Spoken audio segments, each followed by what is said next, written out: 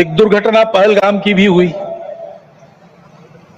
हमला हुआ सीमा पार के आतंकियों के द्वारा, 26 भारतीय नागरिकों की उनका धर्म पूछकर हत्या की।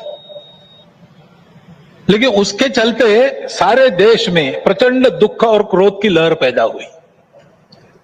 पूरी तैयारी करके सरकार ने, हमारी सेना ने उसका बहुत पुरजोर उत्तर दिया। सारे प्रकरण में हमारी नेतृत्व की दृढ़ता, हमारी सेना का शौर्य, कौशल्य और समाज की एकता और दृढ़ता का एक उत्तम चित्र प्रस्थापित हुआ। और यह भी वह घटना हमको सिखा गई कि यद्यपि हम सबके प्रति मित्र भाव रखते हैं और रखेंगे, फिर भी अपने सुरक्षा के विषय में हमको अधिकाधिक सजग रहना पड़ेगा, समर्थ बनना पड़ेगा।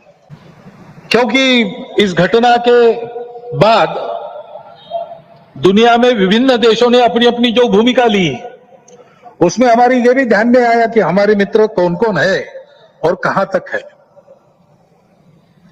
देश के अंदर भी अशांति फैलाने वाले असंवैधानिक उग्रवादी या संविधान विरोधी कहिए उग्रवादी नक्सली आंदोलन पर शासन और प्रशासन की दृढ़ कार्रवाई भी हुई।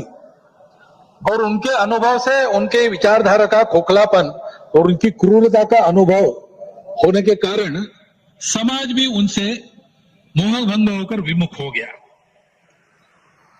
लेकिन उनका नियंत्रण तो हो जाएगा। परंतु अब ये उस क्षेत्र में एक बड़ी जो बाधा थी वो दूर होने के बाद उस क्षेत्र में न्याय की स्थापना हो, विकास वहां तक पहुंचे, सद्भावना, संवेदना और सामरस्य वहां स्थापित हो, इसके लिए समाज की भी और शासन प्रशासन की भी योजनाएं चलनी पड़ेगी। क्योंकि इनका अभाव ही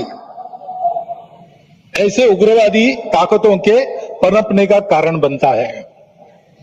इससे त्रस्त मनुष्य दूसरा कुछ उपाय दिखता नहीं, इसलिए निराश होकर उनको प्रश्रय देता है। ये न हो इसलिए ऐसी योजनाओं की आवश्यकता है।